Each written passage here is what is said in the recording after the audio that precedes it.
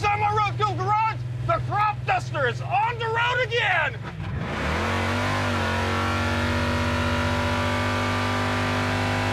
Ah! Watch it, driver! This thing's fast!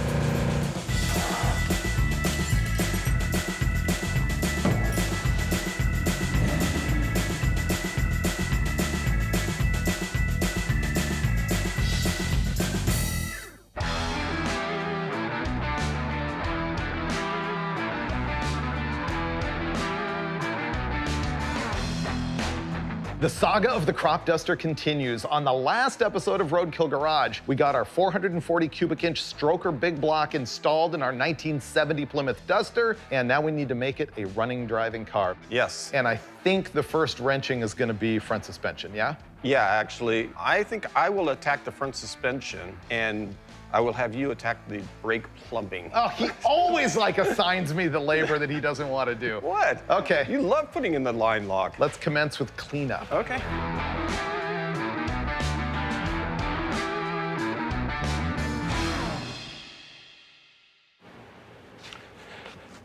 I've got the shop pretty well cleaned up, so when I first put all the suspension together here, I didn't really tighten the bolts or adjust anything, so I've got to torque everything down. Adjustments made. I'm gonna get right into it.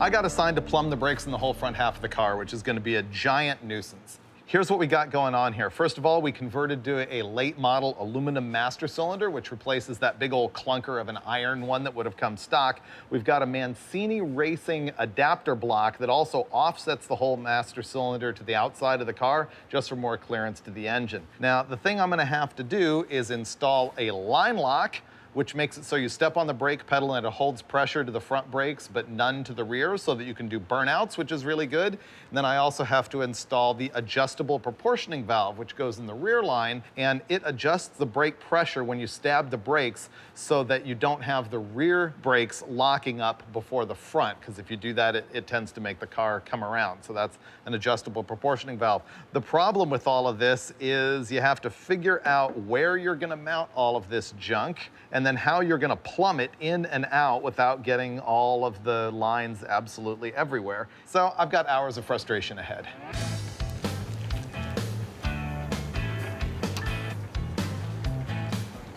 That's one job done. I'm going to be putting in these QA1 double adjustable shocks, and even though they look brand new, these are actually the ones that were on the car before. And I've got to say, I'm pretty proud of myself for keeping all of this stuff together. I've also got the braking system going on, and most of the suspension is going to be completed before you know it. Don't blink or you're gonna miss it.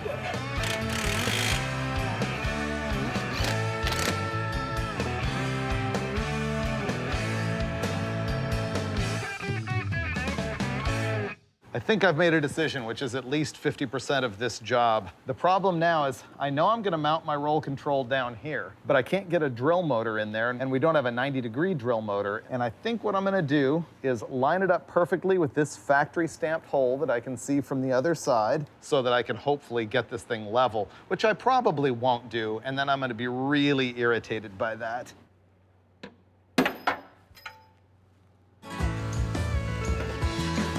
That will land there.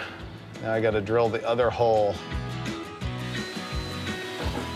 Let's see if I got it straight. This is the moment of truth.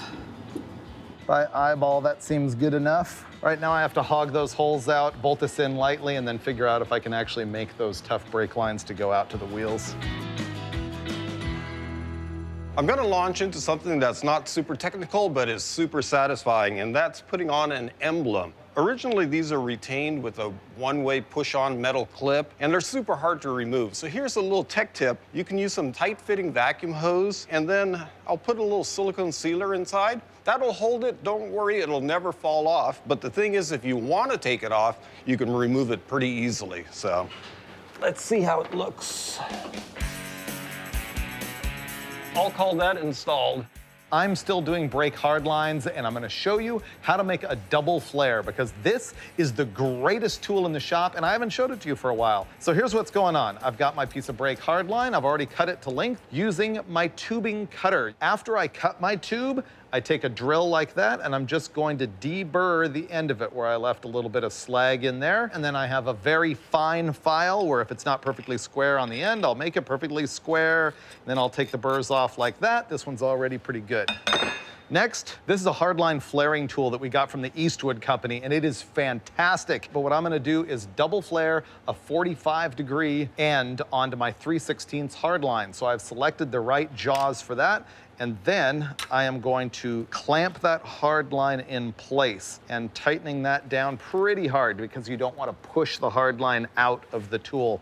Now, this rotating wheel right here is like the roulette wheel of tubing sizes. And what I'm looking for is operation 1 for my 3/16 hard line, which is right there. Once I've chosen it, all I do is grab this lever and pretty much pull it until it won't go anymore. Now I'm gonna flip this around to my operation number 2 for 3/16 hardline and do the same thing.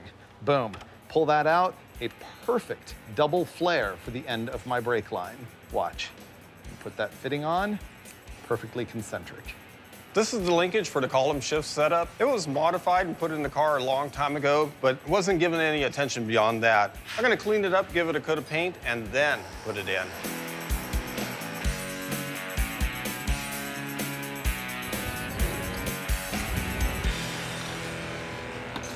It's so ridiculous, but that took about 45 minutes. This goes from the roll control halfway over to the other side of the car. I'm gonna have to couple it in the middle because I can't get one piece all the way across. So that's just one piece of the brake system. Now I have to do master cylinder to the roll control, master cylinder down to the proportioning valve, roll control to the left side, roll control to the right side. It's a lot. Another one done. Kind of proud of that one. Look, it's got the springy thing and everything. Watch this. It's gonna go through this little hole to the bottom of the roll control, and then this one's gonna go right in there. Boom.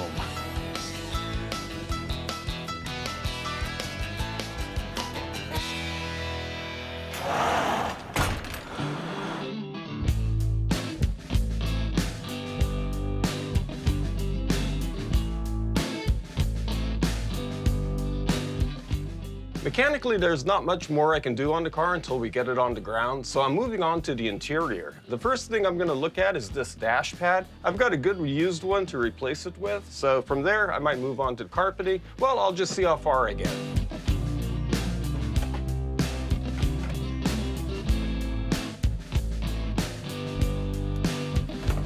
See you later. Okay, a new one going on. I pulled this one out of my 70 Dodge Dart Swinger, and I styled Freiberger out by giving it to him. That's way better.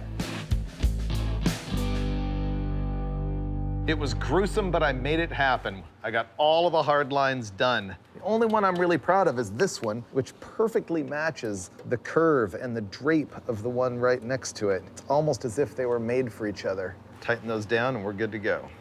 Plum brakes, done. So all we have to do mechanically now is bleed the brakes and set the front end alignment, and I'm pretty sure everything else on this list is cosmetic, just finishing up the paint job work. Steve's actually restoring the instrument cluster right now, which is pretty cool. So what I'm gonna do is I'm separating those two pieces, and then I'm gonna refinish the bezel. Now, I'm not gonna try to make it resto perfect, but I can certainly make it look a lot better than it does now. Man, this interior is gonna be nice. Yeah? I just wish we had a new dash pad, man. That cracked one that you had What? on there is, what? Where did that come from? You've been stepping over it for about a year, Oh, you bought one. long ago. See, you knucklehead. Me? I just installed that. Oh, man. Besides, now you're well practiced for I installing can that call thing. you a knucklehead for that one. Me? Yeah. No! Rear view mirror. Okay. Got the rear view mirror on there, but here's a new item for the list. How do you get this much overspray off glass? I had installed this used dashboard, but Freiberger had forgotten that he bought this brand new one, so it'll look even better. Oh, that's the world's easiest dashboard install. All I have to do is put the fasteners in there, and that job is done, once again. I'm finally going to install the Duster decal that I've been waiting for. We've got our Valiant badges, which were 1970 only, by the way. I'm gonna just center this thing. And by center it, I mean between the underside of the badge and this body line. Soap it up a little bit. There we go. And done. Perfection. Oh man, that looks cool. Steve, do you want to look? It looks great. That's exactly where it was. Yep. Perfect.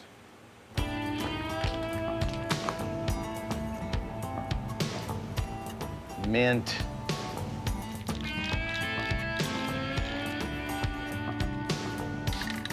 I'm pretty much done. Yeah, I nailed it. Just want to give it another coat for texture, and this thing's going to be perfect. Brand new door handles.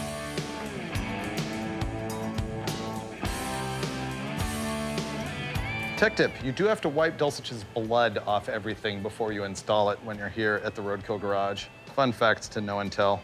It's good cocktail party fodder. Okay, let's see. There you go.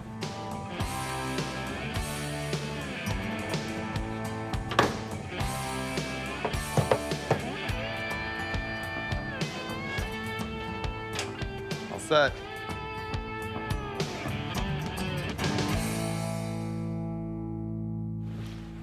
Freiberger is making a big deal about overspray all over the glass. But the thing is, whenever you're doing an extensive paint job like this, you're gonna get debris on the glass unless you take it out, and we left it in. So first step at cleaning it, just using regular spray-on glass cleaner, and then you can just use some sparkle. It's an industrial product you can get at your glass supply, and it takes some light overspray off. If you got some really heavy deposits, you're gonna have to razor blade it, but you can scratch your glass, so you better be careful if you're gonna do that. I'm gonna avoid it at all costs.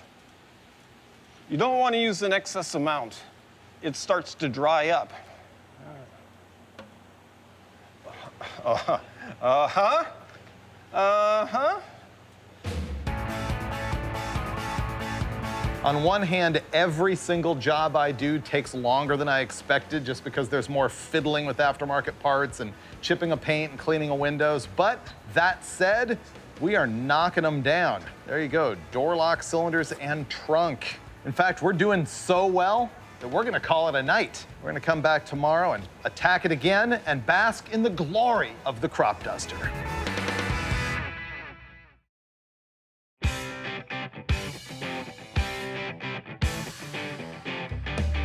I still have a couple parts of the car that need to be painted body color, and that includes the side marker housings and the gas cap. Now, the rear side markers and the gas cap are brand new and they come already primered, but I've had to restore the front housings and I've stripped them by glass beating them. But rather than just mix up 1 tablespoon of primer, I'm just gonna hit them with this Spray Bomb self-etching primer from Eastwood and then let that dry off, give it a tiny scuff, and shoot all the stuff with body color.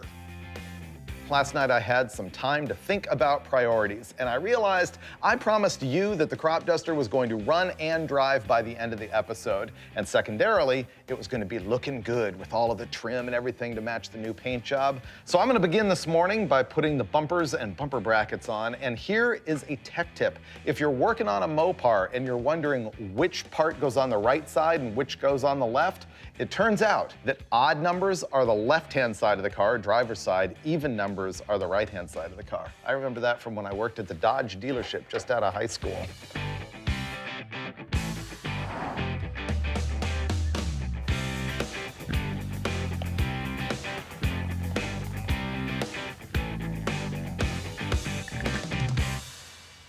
I'm just gonna paint this stuff outside because there's hardly anything to do and I don't want a bunch of overspray in the shop. And my paint garage is full right now. Believe me, it's gonna turn out fine. One of the most important things is knowing when to just walk away. This is done.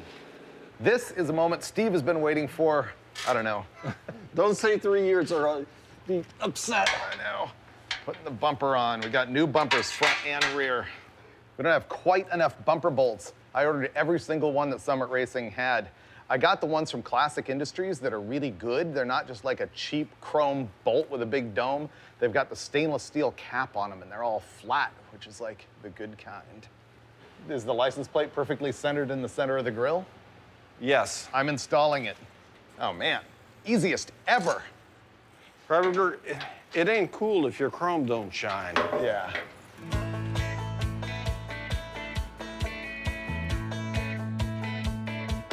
Whoa, that is nice. Man, the tail lights are like an important part of the whole je ne sais quoi the 70 and 71 Duster, and these are pretty trashed. And I tried to get new ones, and they were on like terminal back order, so I'm gonna have to restore these, polish them up, paint them black, all that stuff.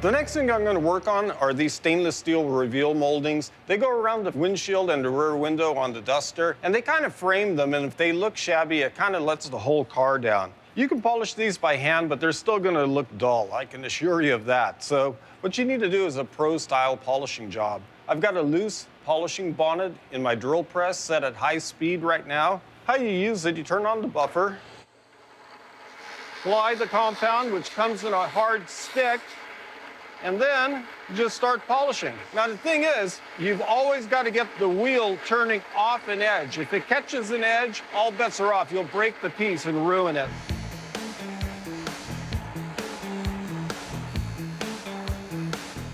I've got the reveal moldings all polished up, and I've got new mounting clips installed, so this should just hammer right in place.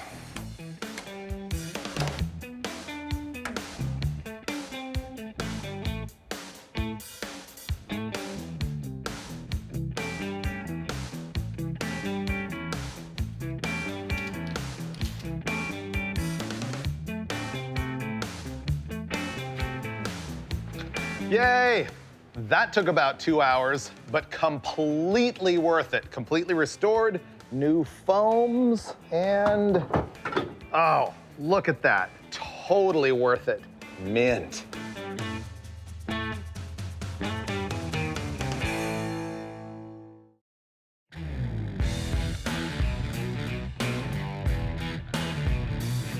The next step towards making this thing run and drive is the brake pedal push rod. We have an aftermarket master cylinder, an aftermarket offset bracket for the master cylinder, and an aftermarket push rod. They don't all go together, and this is gonna be the victim that's gonna get mangled to make it all work.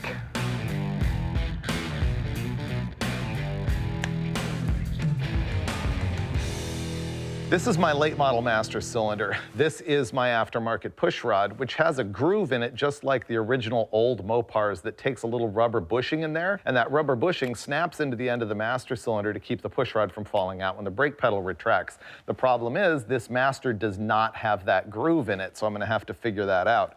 This master that's similar has the groove in it. You can see though, this one is a 1-inch bore right there, and this one over here is bigger than that. And so I'm gonna have less hydraulic pressure with this new master cylinder and probably not as good a pedal feel on this deal, but this one has the snappy thingy in it. And so there's just gonna be a lot of fiddling here to get this to be the right length and to retain in the master cylinder. I made a mistake when I was working on the side marker assemblies on the bench. On the front, on the Duster, you can't put the lens in until the housing's actually bolted in the car. So I had to remove the lens, which is a little tricky, but luckily it came off without breaking. And now I'm actually gonna put it in the right way. Okay, done.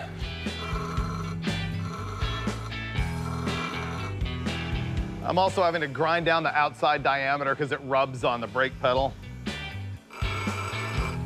The pushrod story is coming to an end. I had to shorten the threads, shorten the body, cut down the OD of the body so it didn't hit a bracket underneath the dash, and then to put it together, I didn't have a jam nut, so I had to Loctite it, and then down here, I've got the little rubber doohickey that I told you about that retains the pushrod in the master cylinder. Unfortunately, I decided I'm gonna have to go with that other master cylinder that I had because it was machined for the rubber doohickey and the other one wasn't. So watch how this thing's just gonna pop into the bore here and retain that pushrod. And boom. Now it's retained and won't come out.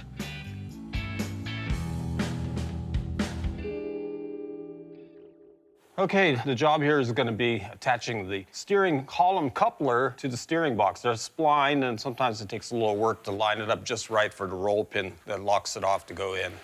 We've sort of given up on getting the interior done in this episode, so we're not putting the instrument cluster in that's getting so perfectly restored. It seems like it's all the way up against the firewall. Probably because this pot coupler's got to slide on the shaft. Yeah, I can wiggle, I can't push. I'm gonna Tap it and mangle the bail. I don't want to mangle the bail. There's this bail on a little box that has little shoes in it that connects the steering column to the thing, and it's a Mopar disaster. I don't know why they did it that way. Turn it clockwise. Okay, clocking. Stop. She's having to tap this thing to get the splines to engage up to the point where we can get a roll pin in it.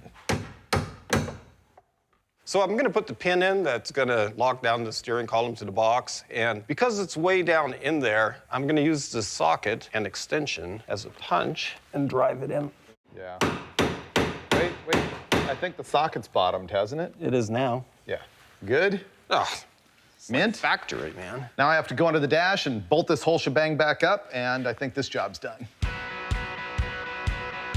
Man, we had a complete brand new TTI exhaust system for the crop duster all the way out to the rear bumper, but we're running out of time. And so we're gonna use the original exhaust system. You know what makes this kind of nostalgic? Pieces of this were actually from the original Motorhome 440 powered General Mayhem 68 Charger. And then we put it on the crop duster. And I don't know where Steve went. And so Wiley is gonna jump in and help me throw this thing under the car.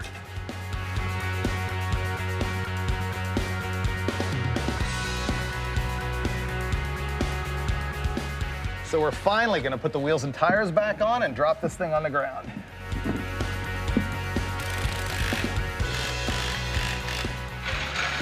All right. Okay, let her down for the first time in a long time.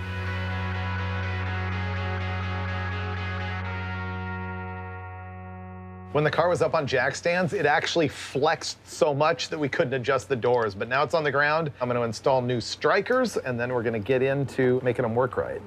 What I'm doing is adjusting the striker pin, and if it's misaligned, it can actually blow out the door jamb area, especially on these A-body Mopars. Now, what I did is I just lined up the height that it needs to line up with the latch, and you can eyeball it right through the gaps. And then I took a guess at where it needed to go as far as in and out, and I set it right here. It proved to be a little bit too far in, so I set a couple of guide pieces of tape to keep my reference, and I'm just gonna move it out a little bit, and then I'll try again.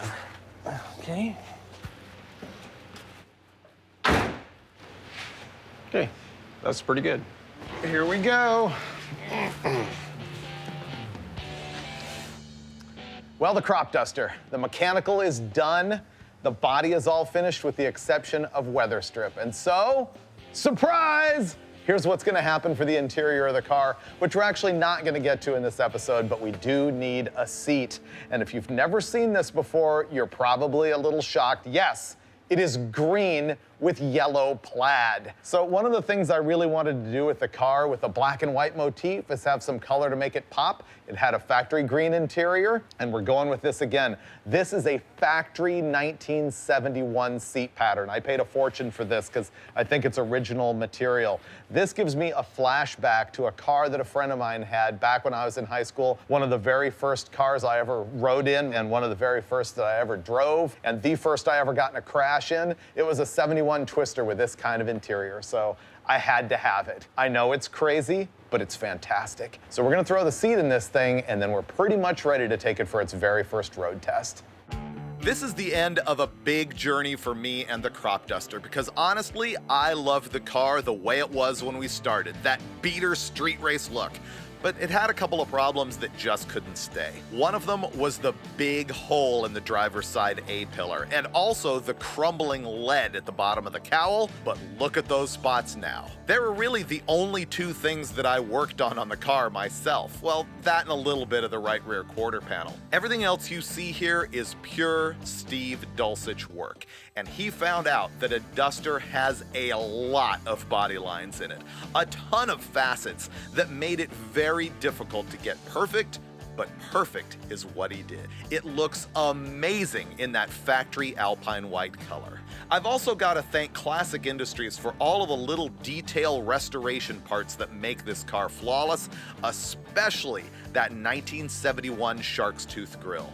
People say that getting a car painted is not very roadkill, but you know what? I say look at the last 3 years of backyard labor and bootleg techniques handled by Steve Dulcich, and that was very roadkill. But the result, maybe not so much, because the crop duster is truly mint.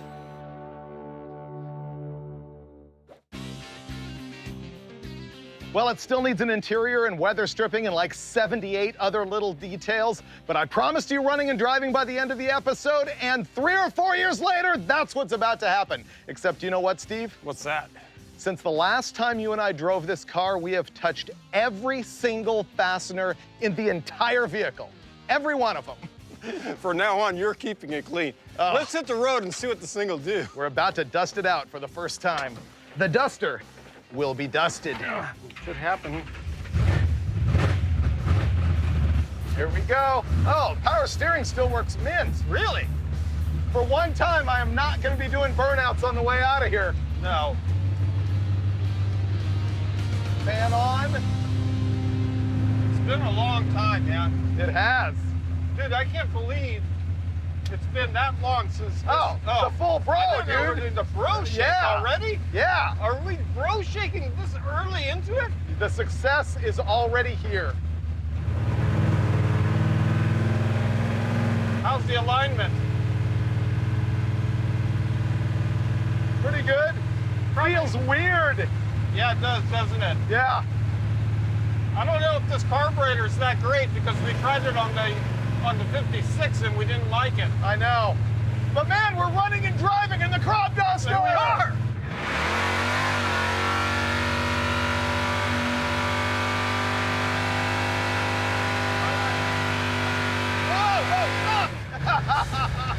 Dude, It basically never ends. no. Dude. I was like, he's gonna lift. Okay, Freiburger.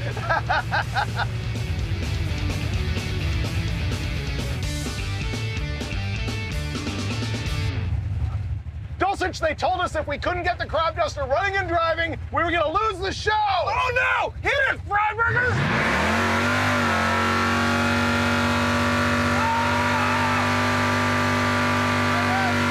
Let off it, man. It just never stops. Wow! Talk about burnouts for distance, dude. That was awesome. Bro shake. Bro shake. Boom. Crop duster is back. Oh, meaner, better, badder than ever.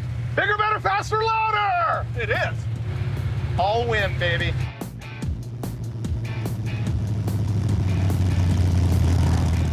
All right, Dulcich, well, that's the end of this part of the crop duster saga. I think that the shakedown run proved very, very adequate, right? Absolutely. Yeah. I think our most success ever, honestly. I mean, we just slammed this thing together, untested, took it out, did the most massive straight line burnout for distance of Ever. any- Yeah.